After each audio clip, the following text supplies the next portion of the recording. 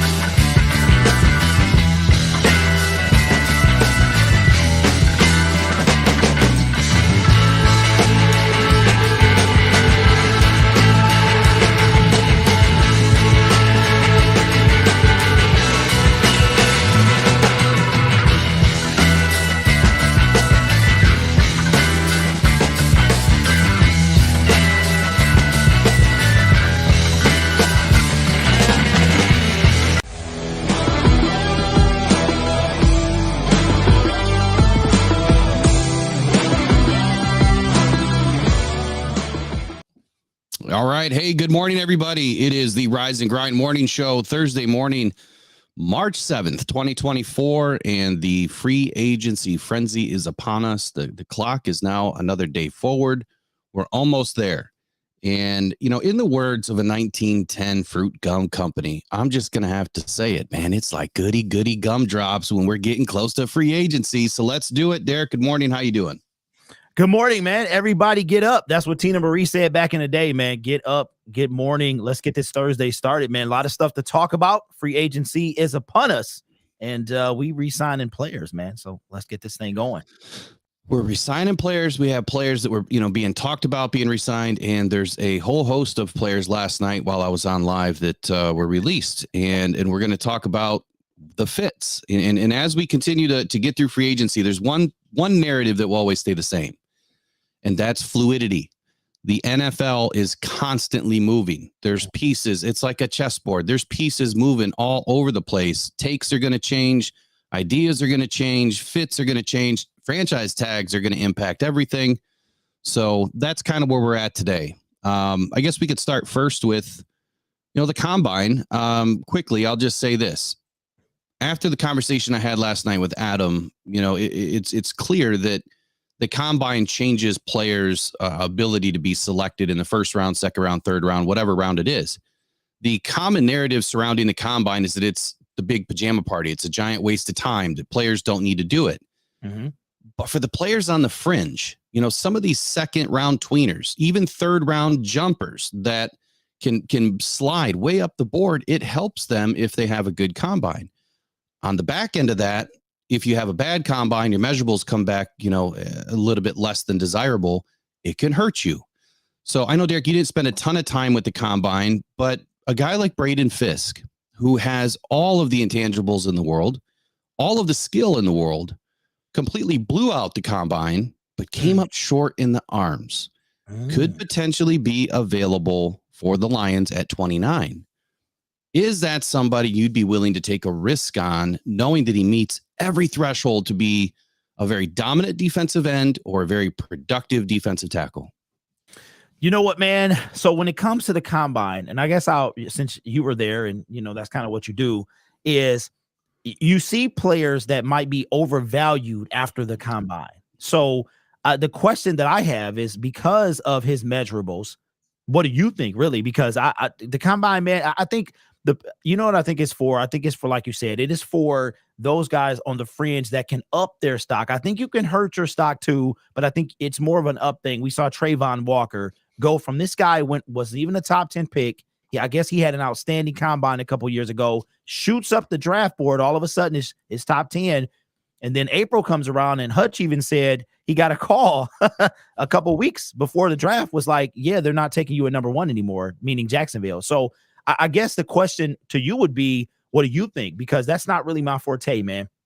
No, I think it does. I think that the combine is extremely important. And I'm glad I was able to validate some of that last night, that it's still an extremely important component to the judging process. And I mean, judging in the most, sense of the word, that you're trying to get an accurate, I guess evaluation is a better word, on these guys and where they fit, how they fit, what teams they fit, the scheme they fit, and what are you going to be able to get out of these guys if they do come up a little bit short. So that conversation led into a lot of different things, but one of them that I wanted to talk about is Darius Williams. So we know that this guy's a dog. He plays well.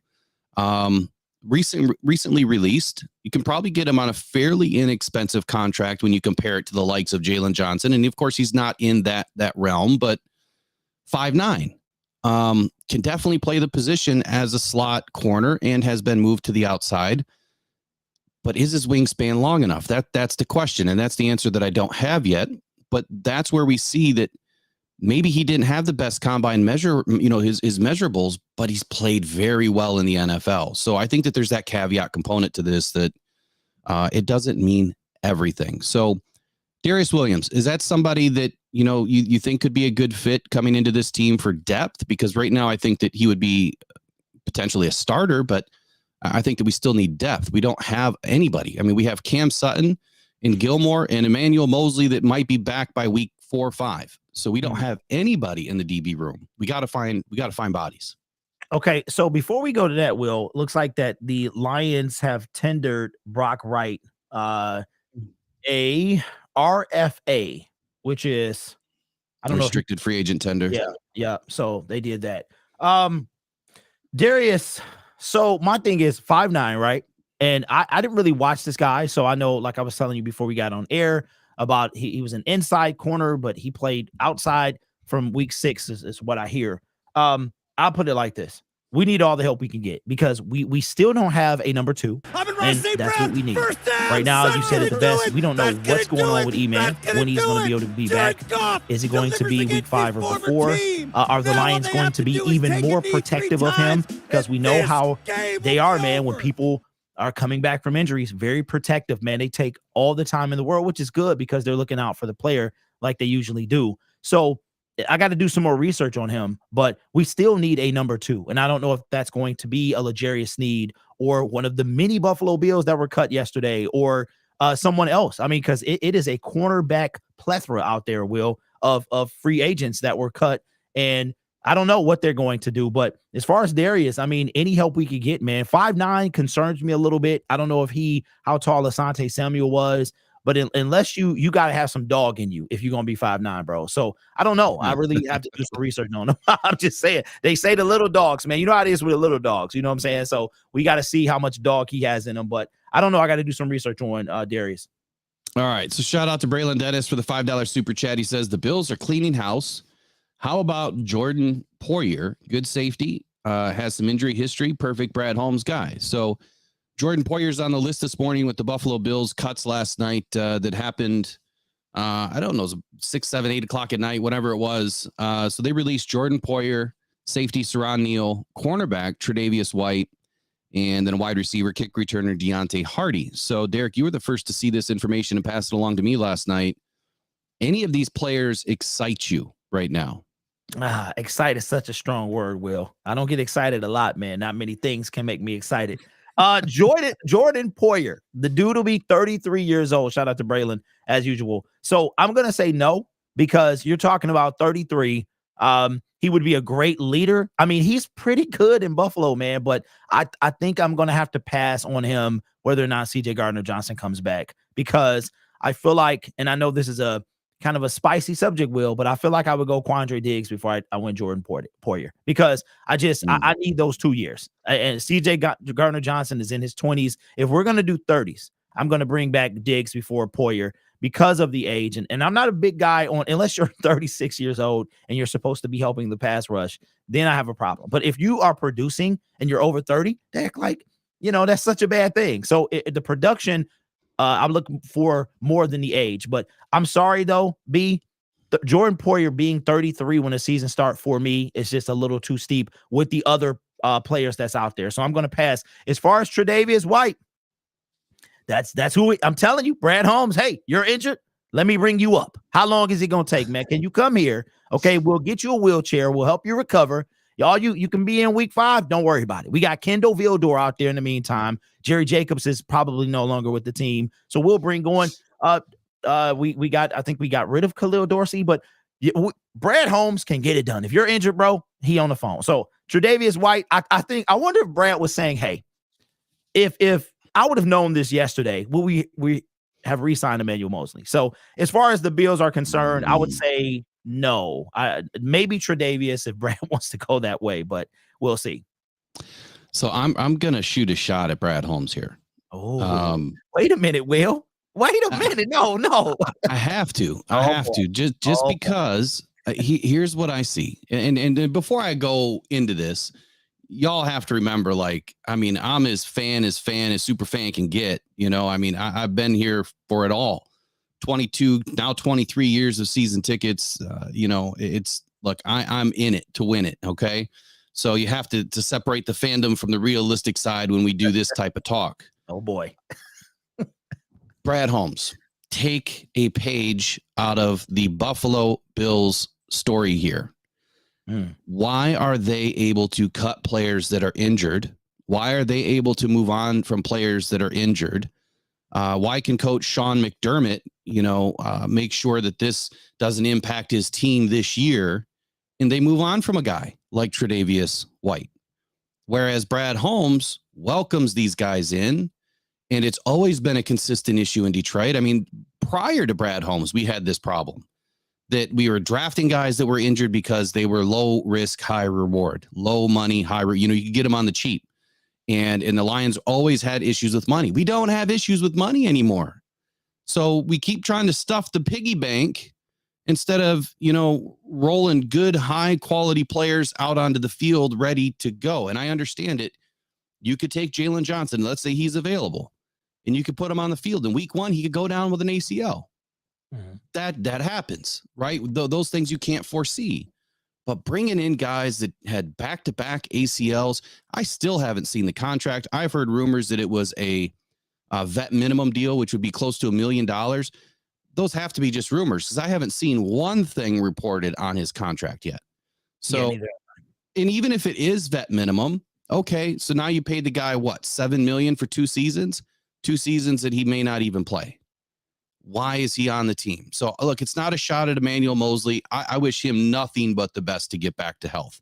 And I do agree that if he was healthy, if he was completely healthy, he is a hell of a cornerback. And I was excited to have him on the team last year. I was excited to have him come back, you know, off the injury and be ready to roll, you know, potentially week 1. There was just some big mistakes with this, you know, where we let Starling Thomas disappear. And we keep Emmanuel Mosley, who doesn't pan out. So we lost 2. We lost Sterling Thomas and Emmanuel Mosley. I mean, we went 0 for 2 on that whole deal. So it just burns me up a little bit that other teams can see past saving a buck, you know. But in this analogy, Brad's tripping over a buck to save a nickel, in my opinion.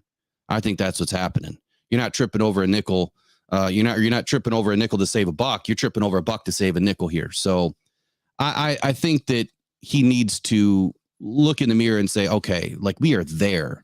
Yeah. How do we get there, you know, quicker? How do we ensure that we have solid players on the field week 1, not week 8? Yeah. And so that's it. That's my shot on him. And I'm sure I've got more, you know, somewhere in the chamber here this morning, but here's my thing on Tre'Davious White, because of the injury history and because we already have somebody on the team that's injured. I'm going to pass too. And I agree with you on Jordan Poyer. Too old. I mean, vet minimum, come in for, you know, good depth, a good leader. Absolutely. But I just don't see it. I don't see it anywhere else. So, you know what, Will? Depth is fine, man. Depth is fine. We keep hearing the word depth. Every team needs it. Of course you do. But like Will alluded to in his shot to Brad Holmes, you got to have somebody, you got to have a dog, man, a starting dog. And that's the situation with Brad. It's like a lot of these pieces are great for depth. I mean, if Tre'Davious comes in as a depth piece because if you think about it, Will, we don't have any breather guys. And what I mean by that is who's behind Cam Sutton? Like, who can actually do something. Now, if Tre'Davious comes in, I call him T-Wiz. If T-Wizzle comes in and he's going to be a number 3, 4 type guy where there's not a lot of production lost, if assuming he can stay healthy, then I'm cool with that. I'm cool with that. But at the same time, we have other needs that need to be filled, bro.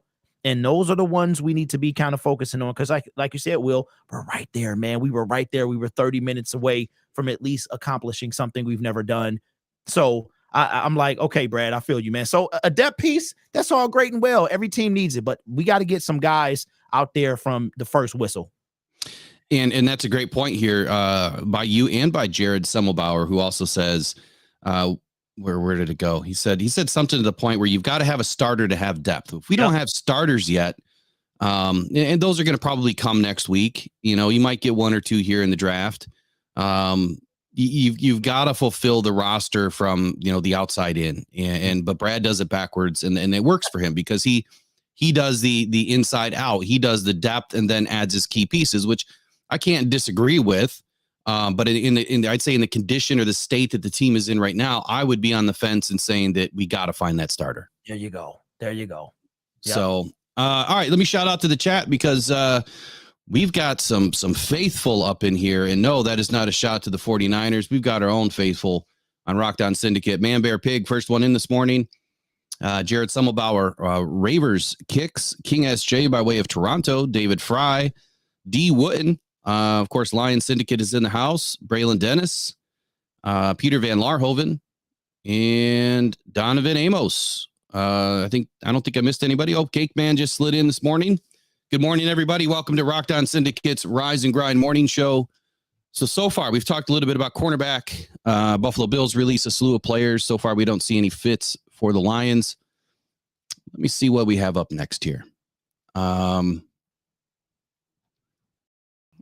There's a big player that we want. We talked about Emmanuel Mosley already. So let's just move right into Amon-Ra St. Brown, because as Derek, reminded me this morning, and speaking of in the morning, so we've got a show planned for Monday next week. I have a procedure on Tuesday, so we're going to try to slide into this Monday morning instead of Tuesday.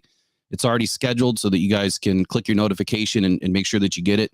More than likely, we won't be on Tuesday unless Derek wants to roll it by himself. So anyway, by the time we get there, more than likely, Amon-Ra St. Brown could be locked up to a new contract. Mm-hmm. And that's who we're going to talk about this morning, because X has this new thing with articles. You can put articles out. So I decided to write one the other day, pretty long, but I put some well-qualified research into this. So that I'm having a hard time finding 26 million reasons. And it's because I don't want to see our team just handcuffed, right? Completely handcuffed with overpaying for a wide receiver. And again, I'm going to say it again. I am as invested as anybody else out there. And to Jared Semmelbauer's point, he thinks that I'm the number 2 fan to his number 1. I get it. I understand everyone's a number 1 fan of the Lions. I can't find 26 million reasons. And from a business side of this, that's where I would look at it first. But let me just throw this out there. The Chiefs, okay, your Super Bowl winning Chiefs, they carried a $15.3 million wide receiver room in 2024. In 2023, they carried a $13.8 million wide receiver room. Now, you can add Travis Kelce to this for the peacekeeping purposes, because by all intents and purposes, he is a wide receiver in a tight end's body. So even if you add him to the mix, you're talking $30.3 million in 2024 and 22.3 million in 2023. We're about to pay one guy $26 million. How does that math work? When you don't need to have a number 1 overall, and I'm not saying I want to get rid of Amon-Ra St. Brown. I'm not saying that at all. Matter of fact, here's what I said. I said, I agree. St. Brown is special, deserves a raise, has incredible talent and every intangible on earth. I agree that he has a special relationship with Goff, and that is probably the hardest thing to replicate.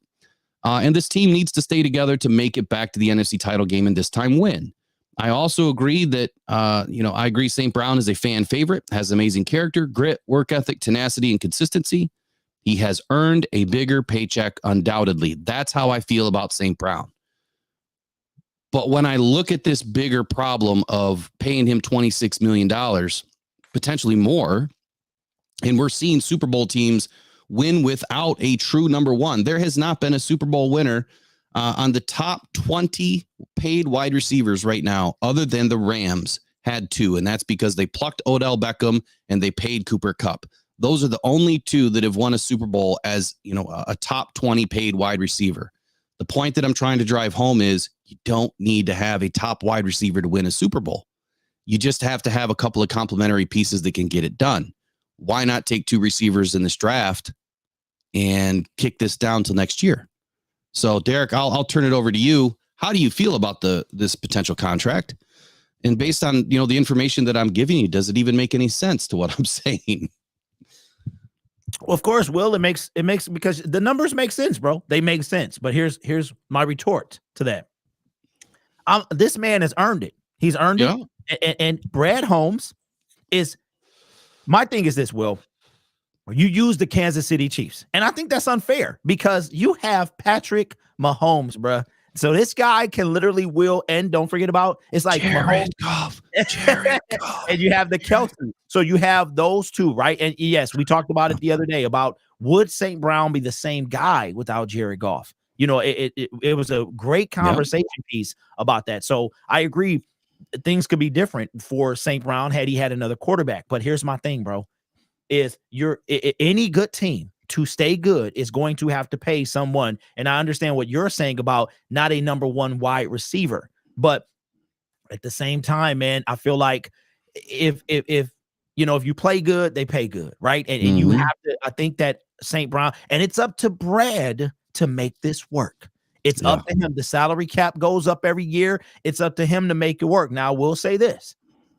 St. Brown has earned, in my opinion, every penny. And if I know that your kind of thing is for what he does, what kind of receiver he is that top wide receiver money? Can he do what a wide receiver 1 could do? Stretch the field, go deep, those type of things. His production says that he's a wide receiver 1. And on a different team, would he be? That's questionable, right? But here's the thing. It's up to Brad to make sure that works.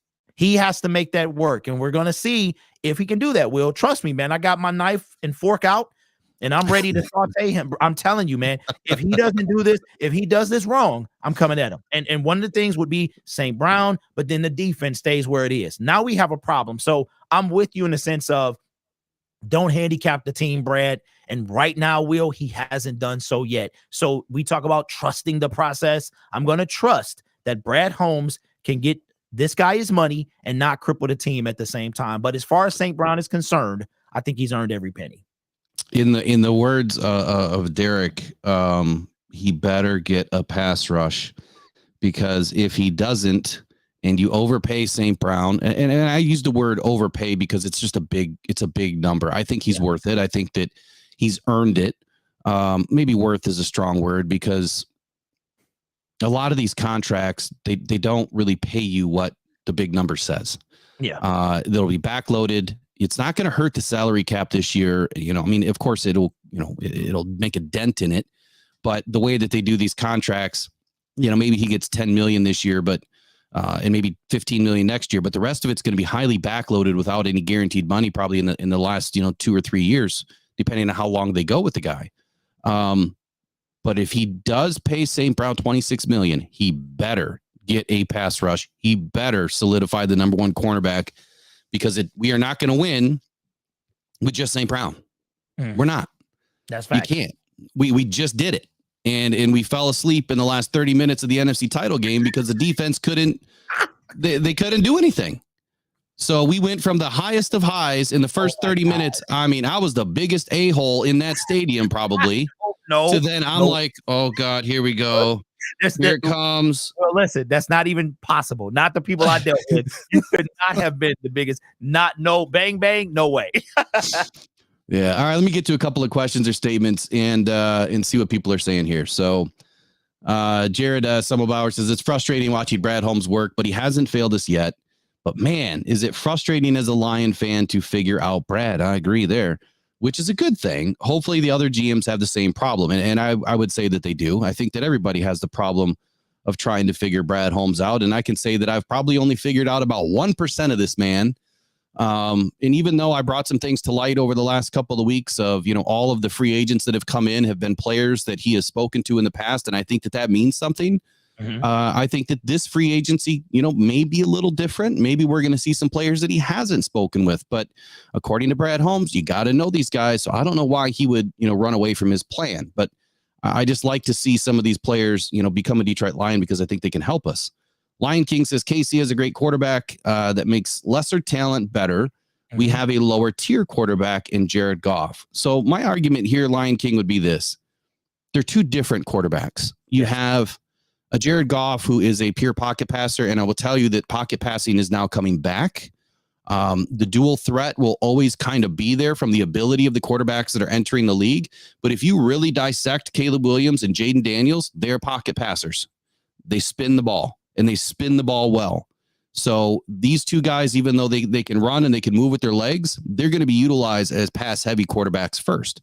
And when you look at Jared Goff, I mean, he's no different. I mean, he's way different than Tom Brady. But what I'm trying to say here is pocket passer. Tom Brady won being a pocket passer. He won with a lesser wide receiver room almost every single season. And I think that a lot of that was coaching. I also think some of that was the defense. And being able to turn the ball back over to Tom Brady, he did Tom Brady things. So I'm not going to put Goff and Brady in the same light, but I will tell you that you can win with a pocket passer any given day of the week, and it's been done for decades. I don't know that Mahomes is that great. I mean, he's great, and I know that's a tough thing to say, but if you look at his last couple of seasons, even though he's won a Super Bowl, man, did he have some awful games. I mean, just awful decisions, but he still won. How did they win? It's because the coaching staff and the GMs went out and made the right moves at the right time to get things done and bring players into that team. When it comes to, I'll let you get back to the comments. When it comes to Mahomes, I think Mahomes is clutch. And that is a determining factor. That's what separates good from great. And I think that you have the sidearms and the scrambling and all that stuff, which is fantastic. We've seen that before. But what Mahomes is clutch. I mean, and I think that is how you become great. You have to be clutch. You have to be able to, we've seen over and over and over him. And like you said, and I think it's that he's working with lesser pieces. So it elevates what he appears to be. So I think that he's as good as everybody else says he is. I mean, I'm just like, because of how clutch he is and because of what I've seen, him do. So I just wanted to kind of throw that in there, bro. I think Mahomes is kind of on a different level than everyone else. I think it's Mahomes. But as far as Jared Goff, I'm not going to say that Jared Goff is just like, he's nothing, because he's very accurate with the football. And I think you give Jared Goff a defense and you see what happens. Give him a defense, man. Please. Isn't that funny? Isn't that funny? He doesn't need any more offensive pieces. He just needs a defense. And, I would put the clutch plays up against one another. And matter of fact, I don't have the time to do it, but if there's anybody listening that does really great editing, go look at all of the great clutch plays from the last 2 seasons for Mahomes and Jared Goff, and let's do a side-by-side, because I will tell you what, the go win play to St. Brown that we've seen a couple of times now that have won games for us. The pass to Shark that won in Green Bay. The pass to Reynolds. I mean, there's plenty of plays. I mean, Tampa Bay. I mean, the long pass to Jamison Williams. I mean, there's plenty of plays in here that you could say are very clutch from Jared Goff. Plays that not every quarterback is going to complete. He is very accurate with the football. He's one of the best accuracy throwers in the game right now, and he wins. I mean, he may not be flashy, right? He may not go out and run a 40 and 4.4, but he wins. He may not have a sidearm. He may run like a giraffe at times, but he wins, and he wins because he uses his head, and he's very intelligent, and he's not afraid to take a hit. So I don't know. Yeah. I would put Jared Goff up against anybody. I really would. Maybe not in a dual threat game, but And that's the difference maker, Will. I mean, like, I wouldn't call Mahomes an escape artist. I think that's somebody else, but he's very close. And I think that's the point. And I think that's why so many people, particularly Lions fans, were so enamored with a guy like Lamar Jackson, because of that's what they want to see. I don't need to see that. I believe truly that if you give Jared Goff a defense, that he will shred the best of them. He is 2-0 against Patrick Mahomes, and there's a reason for that, right? So I agree with you. With Mahomes, I think if you add that escapism to the rest of his play, but there's no doubt that the team around him plays a factor as well. If you look at his offense, you have Travis Kelce. Everybody else was dropping. I mean, when McCole Hartman is a factor in a Super Bowl, you know your wide receiver room is trash. So you give, I'm telling you, if you gave Jared Goff a defense, if Brad Holmes does this right, people will be talking about Jared Goff in a different light than they are now. I guarantee it, man. They won't want to, but they'll have to. I'm going to disagree with that. I think that he's still going to get shade. I really do. Yeah, I think that people are still not going to recognize Jared Goff. And Demigod 313 is in the house, and I think I get the picture from Demigod 313 that he's not a big Jared Goff supporter. And that's okay. That's all right. But I want to take this question here and answer it a little bit. So being 29 or running like you're 48 is not good. The only thing I could really say to that is Tom Brady averaged 29 yards per season his entire career. And he also ran like a giraffe. He was not the most smooth looking guy out there. And that's what happens when you're tall and a little bit more lanky. You had made a comment too about the interceptions on the Thanksgiving Day game, and you're going to have to forgive my memory here. But if I can remember what happened in that game, I want to say that Jameson Williams was not in the correct position. I think that was the first interception. No, the first interception I think was Sam Laporta, who got bumped. It should have been a penalty. On the defense, he got bumped, should have been illegal contact, so he wasn't in his spot, and this game is all about timing. The second one, I think, was DPJ. I think he ran the wrong route, and Goff threw it in, obviously into the hands of a Packer. And then I think that there was a third one in there that might have been Jameson Williams' mishap there. But when you look at a lot of the interceptions, you really have to look at the entire play, not the throw, not the interception, the entire play. Look at all of the moving pieces. Who was out of position? I had a great guy on last night. If you guys have not listened to it, he is going to verify, whether you believe him or not, some of the things that I've been saying too. He made a point, and so we started talking about measurables and what are the key things to look at. His name's Adam Aniba. He's an NFL scout, independent scout, and a writer for Washington Commanders. And he's been doing this for 9 years. And we started talking about Jameson Williams. I said, Goff does not get any credit. And people always say he can't throw the deep ball. He can't throw to Jameson Williams. I said, what I see is Jameson Williams is out of position. What I see is maybe he's running the wrong route. What he said is, I highly scouted this guy because he was supposed to go to Washington. Jameson Williams is a freelancer. He does not do what he's supposed to do on every play. And at Bama, he was able to be a freelancer because Young would just toss the ball up. He would go run and get it. And I've been saying that since day one, that Jamo's going to have to learn to run a route tree. He can't just run go routes. He can't just run streaks and seams. He's got to learn to run the intermediate routes to be successful in the NFL. He finally started to pick some of that up in the last 6 games of the season. We've seen a different person in Jamo, but it took him that long to start to really come alive. It's not that Goff can't throw him the ball because he's thrown plenty of deep balls. And matter of fact, I think he was either first or second in the league with explosive plays over 20 yards through the air, not caught and run through the air. So not including Yak.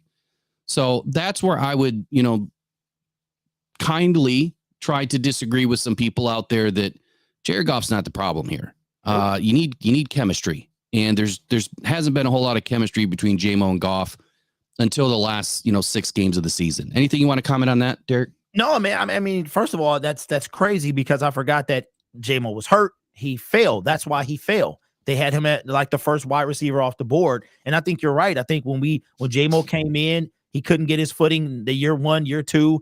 He's used to doing one thing. If you go watch his college tape, and in the NFL, it's a whole different thing. And we've seen, and I agree with you about Goff and his interceptions. Some of them, very few of them, are just a horrendous throw. It does happen. He'll take full responsibility. But if you go back and you watch Jahmyr Gibbs running left when he should have cut in. I mean, a lot of things happening, and Jared Goff is all about precision. When they asked him, what is his best trait? He said, my accuracy. And I agree, because if you go back and you watch, I think what it is, Will, is I just think that in a way, bro, it's a form of prejudice. I just think Jared Goff is just not it. people can't stand whatever it is about him. Maybe he's too quiet. Maybe he doesn't get loud enough. Maybe it's his fiance, Kristen. I don't know. Maybe they're jealous. I have no clue, bro. But what I know is that Jared Goff is capable. We've seen it this year. He is capable of bringing. Did we forget? You know what people remember about Jared Goff is he lost 13-3 in the Super Bowl. Nobody talks about the fact that he made the Super Bowl, right? So, so that's the thing, man. And I think his second full-time season. That's what I'm saying. And the credit always goes to somewhere else. It was Sean McVay. It was this guy. It was this. So why don't we, give Goff his credit, and why don't we get a defense? Because I assure you, Will, you know this already. So I'm assuring the chat. If Jared Goff showed you the tip of the iceberg this season, you get this guy some help and watch what happens. He will be the guy. So that's what I have to say about that. I'll loosely say one more thing here about Jared Goff and talent around the NFL. So all of these guys in the NFL, or the large majority, have it. I don't care what quarterback it is as a starting quarterback in the NFL. If you give them a great offensive line, a decent running back, and a couple of good wide receivers, they're going to play good, right? Mm-hmm. The difference is going to be what the defense is on the other side of the ball and how good they are. So across the NFL, look, these guys are the top athletes in the world. There's a reason why they are there. Jared Goff has just proven to us time and time again, his second full-time season, you can't count his first season. I mean, they were like 0 or 1 and 12 or whatever it was. And then they put him in for the last 7 games. They go 0-7. They didn't have anybody on the offense. Everybody was injured. And, what's his nuts was scuttling that team. And that's why he was out and McVay was in. And in Jared Goff's second full-time season, he brings the Rams to the Super Bowl. And in his third full-time season, after not having any weapons in 2021 with the Lions, he almost brings the Lions to the Super Bowl. And on his, accuracy and everything else, look, there's a reason why St. Brown is doing St. Brown things. There's a reason why a rookie tight end just about blew away every single record in the NFL. And that's because of Jared Goff and his ability to teach, mentor, and get these guys the ball accurately.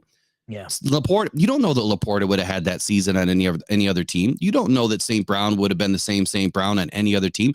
Matter of fact, he may have been stuck down the depth chart and never made it up. In 2021, had we not had all of the injuries to Tyrell Williams and everybody else, would he have gotten his shot? We don't, you never know.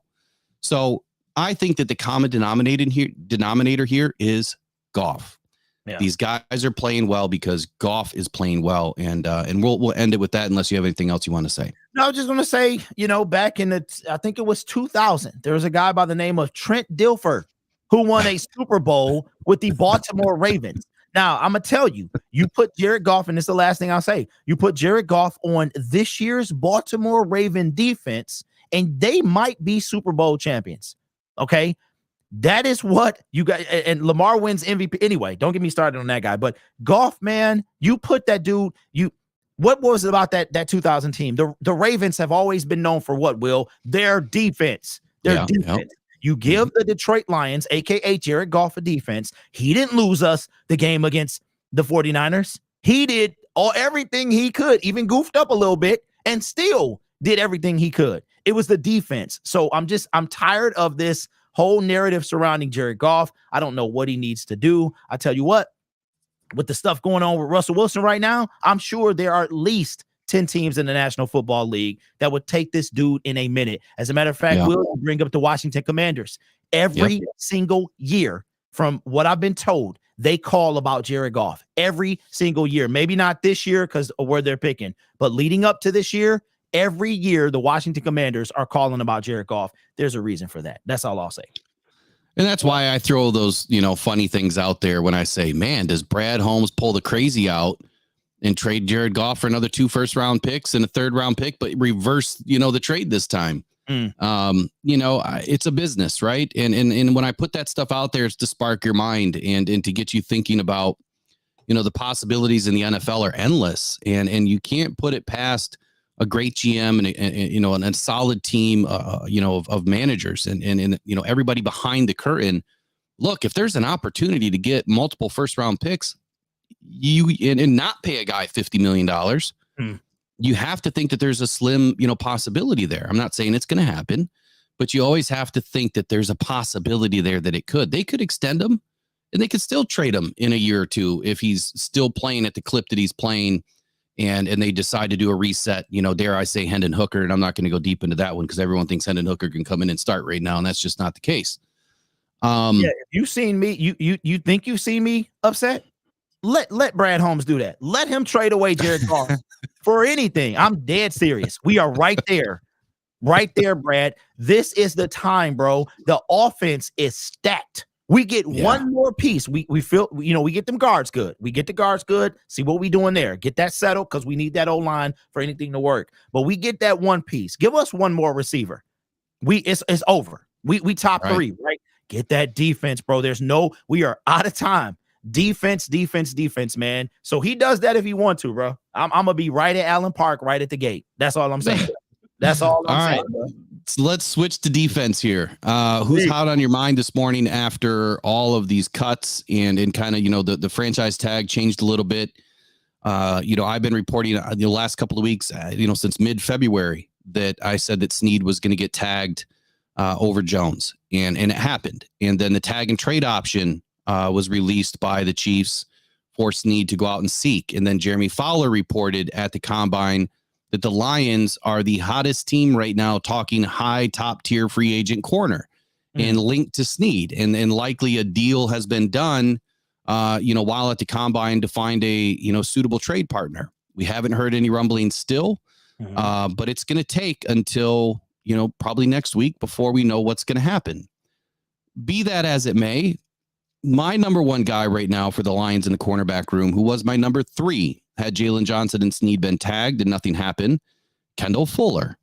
Adam last night said that Kendall Fuller is a guy that the Lions should heavily invest in right now. Immediate thoughts on Kendall Fuller? Man, I know it was some stuff right around the trade deadline, that his name was coming up a lot. I haven't really done much research on him, Will, because I haven't made a video about him. But to go with your cornerback, I wouldn't be mad at that because I've heard some good things about him. I've seen some things about him, and I know it wouldn't break the bank.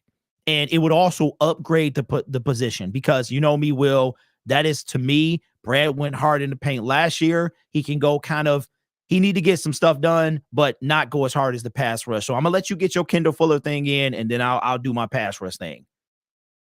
So Kendall Fuller, 5'11 and a half, 187 pounds, 31 and a half inch arms, 10-inch hands. Guy has phenomenal wingspan. He was a 3rd round pick to Washington, pick 21 in the 3rd round in 2016. Overall production wise, he's done pretty well. On a defense that's obviously needed some pieces, and also on a defense that had Montez Sweat and Chase Young. I mean, their defensive front was pretty good. So I would say that amplified what Fuller was able to do on the back end, because I'm a big believer that your front helps out the back and your back helps out the front. I still think that, if you get this guy at $7-8 million a year, bring him in. He's still young enough to where he can be a considerable, component to this defense for many years. And, Fuller was one of the bright lone bright spots really in the Commanders' cornerback room last season. He was plenty capable, playing out wide, and perhaps maybe his prior experience in the slot had helped him a little bit. I think that he could be, pretty attractive option for the Lions should they not be able to find anything, in the Snead market, being relative to getting done. I think that he's a pretty savvy veteran, and I think they'll bring pretty good locker room presence. Overall, last season. Go ahead, bro. You said a lot. But you know what I was waiting on you to say? What position is he, 1 or 2? Is he CB1, CB2? See that you did all that talking, and I'm like, wait a minute, man. It's something I'm waiting to hear. Is he CB? I think it's open camp competition. I think that I think that he would have to come in and really beat out Sutton. I don't think that Sutton showed us enough last season, but I don't think that he had enough help either to be the Sutton they were expecting. And, the year one transition from a different team can be tough. I think that with a few extra pieces on this defense, Sutton could probably really turn out to be a number 1. And I'm not flip-flopping here.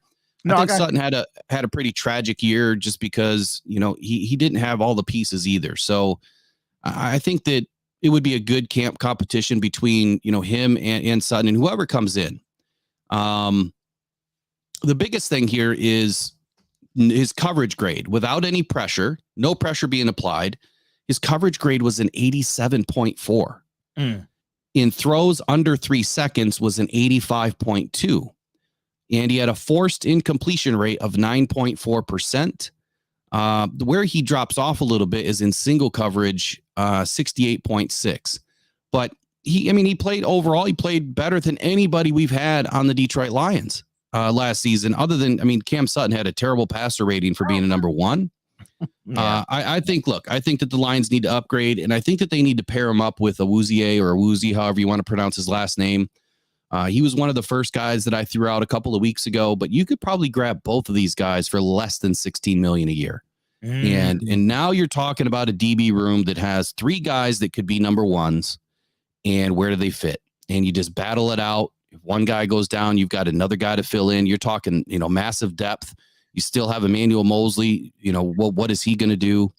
And then you got Gilmore sitting behind them. So I think that he's going to go hard this year. I think he's going to grab a couple free agents, but at least one for the DB room. But I think he'll grab a couple. I really do. Anything you want to add to that? I think he needs to, because we have no other starting right now cornerback that we don't. Emmanuel Mosley, is he going to play by the bye week? We don't know. So that's either going to be done. We're either putting a rookie out there, or we're pulling a trigger. It's reports that we are deep in, like you reported earlier about on Snead. Now, as far as Snead, I'm not feeling that, bro. I'm just not, because of the sense of the franchise tag right now is holding it. Kansas City is saying, you want him, come get him. And this is what you're going to pay us. You got to give him a new contract, but we want something. We're not letting this guy go for nothing, right? We don't value him enough to give him a contract, but we going to hold him hostage. So Snead, it would have to be really, really good. And the first priority. So my person will, now that my Josh Allen is gone, and I've cried myself to sleep at night. Now my first person, Danielle Hunter, make it happen. All right. That is the thing for me. But I am not opposed to one many instead of one. But if you're going to get many, it's got to be people that can get to the quarterback. I'm not taking these 1 and 2 sack guys and these guys with all this potential. They have to have proven ability.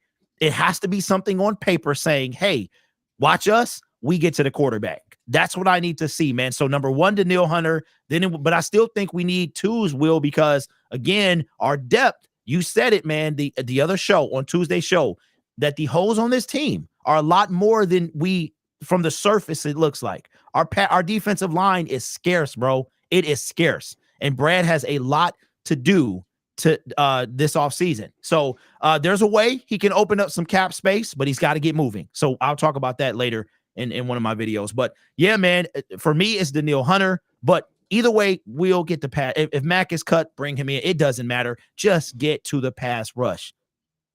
So let me throw this out here. The holes on the defense right now. Right now you have a Lee McNeil as your starter and Broderick Martin probably as your second guy behind him. It's a bad word. Yeah, Will. I know. Yeah. And then you have Levi Onwuzurike. So in my opinion, you're in trouble here. You have Onwuzurike that's got back problems, has not been able to stay in the game, has not really been able to be what he was in his first season. So you need some help here. Shout out to Braylon Dennis. We'll get to your super chat in just a moment. It will kick in. There it goes. First down. That's gonna do it. That's gonna do it. That's gonna do it. Jared Goff delivers against his former team. Now all they have to do is take a knee 3 times, and this game will be over. So to your super chat here, Braylon, you said you're really tired about the age factor. As long as they can produce at their age, who really cares? You're right. But I do think that when you look at the age factor, it's how long can you have this player on your team, and are you willing to pay them? And the age is a huge factor. You're not going to pay a guy that's 33 years old a max contract. You're looking at a guy that, is 29 years old. You could probably still get 3 solid seasons out of them. I mean, they are just out of their prime at 29, maybe in their last year of their prime. But you also have to look at when did they come into the league? How long have they been playing football? In some cases, you've got guys that started playing as a junior in high school. So they don't have the other, 8 years of playing as a kid. And believe it or not, those 8 years, while you're playing as a young kid, they will creep up on you. All of those collisions and everything that you've gone through will creep up on you at some point. So it matters. I think the age is a big factor. If you're bringing in 1 year guys, prove it guys that you just need to fill, a body with, age may not be a factor. And I think that we've seen that this last season with Brad Holmes. I mean, he was bringing in 36 and 34-year-olds like this was some sort of coffee cafe. But anyway. Yeah, he called me, bro. I just told him I was too old. I said, bro, you trying to go over 40? No, bro. No, I want to win. So y'all don't know this, man, but he wanted me to be like a practice squad CB. You know what I'm saying? I was like, I'm 5'10". I can't, my 40 is probably 7, so I don't know, man. Brad love the AARPs, bro. That's for sure. Oh, geez. Yeah, I can't wait to see that be one of their sponsors. So the edge, when you're looking at help on the edge, the Lions definitely have 2 holes here. You've got Aiden Hutchinson on the left side, Kaminsky on the right. You've got Houston, who's really an outside linebacker, but he's a right-sided edge guy. It just depends on what scheme the Lions are fronting that day. Josh Pascal, who plays on the interior of the defensive line, who also can play outside. And then you've got Matu Betts. We don't know what he is yet. We don't know where he fits, if he's going to make the team. But right now you're missing a left defensive end 3 and right defensive end 4 should all of those guys play on the line and play in the end position, which I don't see happening. So right now you need 2 ends. Without a doubt, you need 2 ends. And when we're talking high quality, second tier backups at a minimum and guys that, maybe were rotational players that still have a lot left in the tank and a lot left to prove. And that's why I brought up AJ Epinesa a while back, because he's somebody that's only played 50% of the snaps. And what he was able to produce, I think 6.5 sacks last season, only playing 50% of the snaps. You give the guy 80%, maybe he gets you 9. Maybe he gets you 10 sacks. That is a huge difference compared to what we just had this last season. Go ahead, Derek. I'm sorry, man. Got some breaking news. It's not about the Lions, but it could be. I don't know what's going on with CJ Gardner-Johnson, but the Broncos just cut Justin Simmons from their team. So I don't know, man. That safety room, CJ, he can play if he wants to. He can play because there's some safeties out there that we could get for sure. So Broncos just saved $14.5 million in cap space. Wow. Yeah. So, I mean, I'll say this. There's going to be competition for CJ Gardner to have to come back. I mean, there's a lot of safeties on the market right now, and he's going to have to come back for a pretty, cap friendly deal, I think, at this point. Or the Lions are going to have to invest in him for 2 or 3 seasons. I think that's the only way it goes, to be honest with you. All right. So linebacker, you got Anzalone and Campbell and Barnes as your top 3 starters in the 4-3 scheme. Then you have Jalen Reeves-Maybin and Malcolm Rodriguez as your main backups. The Lions need 1 linebacker.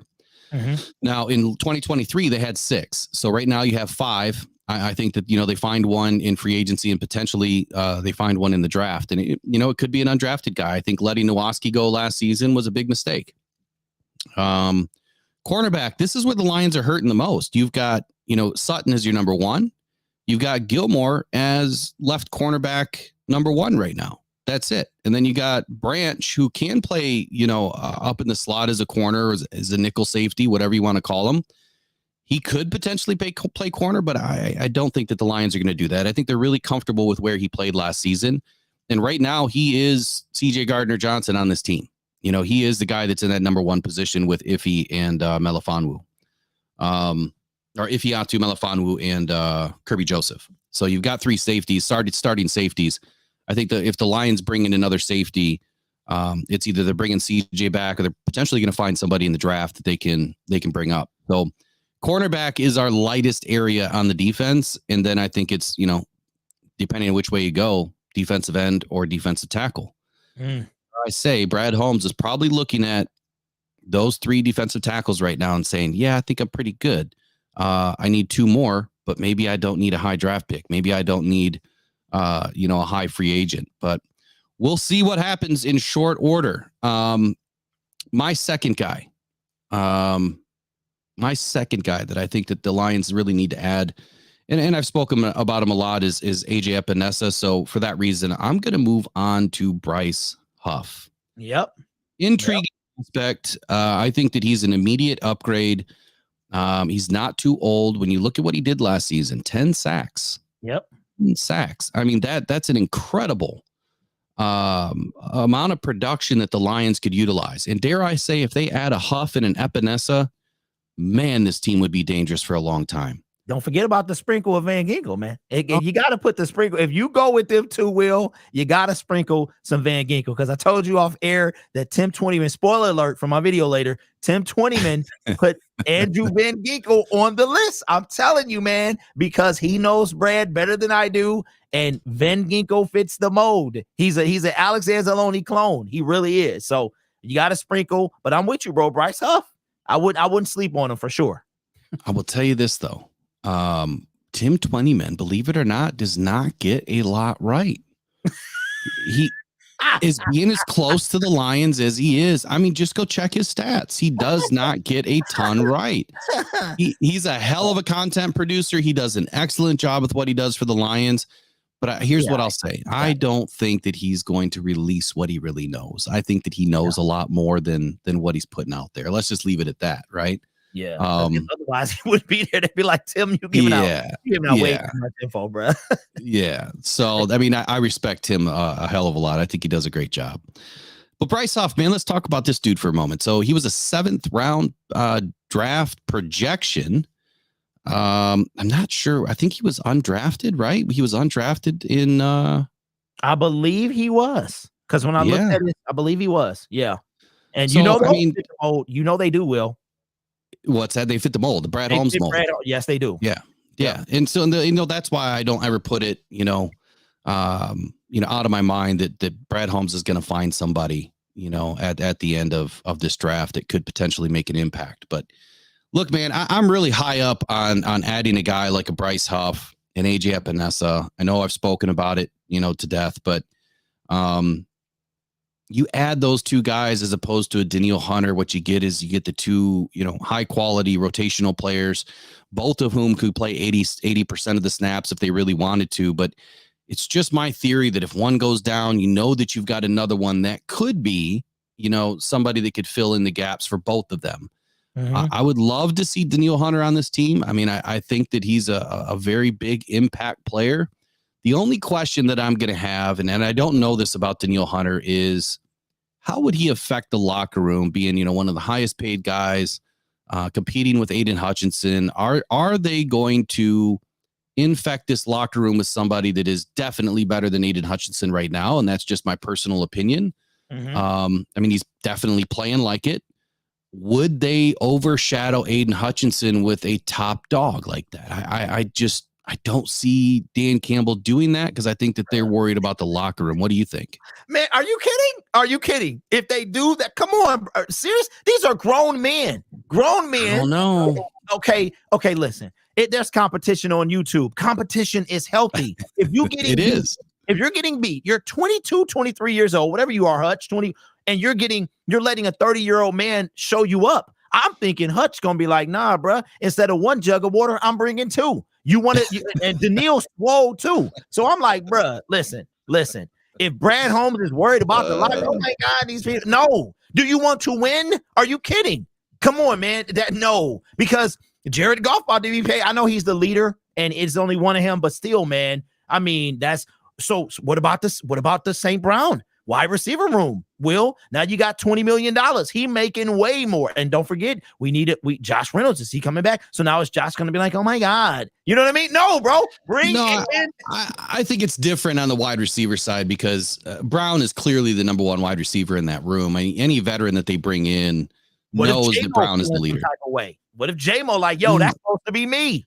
J-Mo hasn't earned his right yet. I mean, the dude's barely gotten 500 yards in this league. Locker room, that people aren't, the chemistry. Man, we trying to win. We trying to win. The win wheel, we need some dogs. So I hope that Brad Holmes is not. This guy almost traded for Aaron Donald.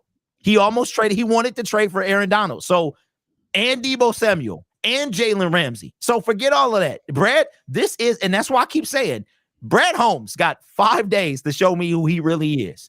And to go with your point, Will, I don't mind who it is, as long as they get to the quarterback. So I don't, if it's not Daniil, who's capable of 17, then it needs to be 2 other players that's capable of 17. That's all I want to see. You know what I'm saying? I just want to know that Brad sees what we do, which is we can't touch the quarterback. Can't touch this. Well, I think to your point there, I love that. Huff, he set out to prove that his absurd pass rushing efficiency in 2022, it was not an aberration. In 2023, he did it again. Crazy high pass rush win rate once again. And look, there's a reason that the team developed the former undrafted free agent, and they've seen him every day, improve. Year over year, day over day, month over month, whatever you want to call it. Bryce Huff is a dog, and he's somebody that is proven his way. He is a Brad Holmes kind of guy by putting that chip on his shoulders and undrafted. And here he is. Could he be a potential Detroit Lion? 23.1% pass rush win rate, graded out as 90s across the board this last season. I mean, come on, Brad, pull the trigger. Let's do it. So we are coming up on the 9:30 hour. Derek, I think you've got to bounce, and that's going to be our show this morning.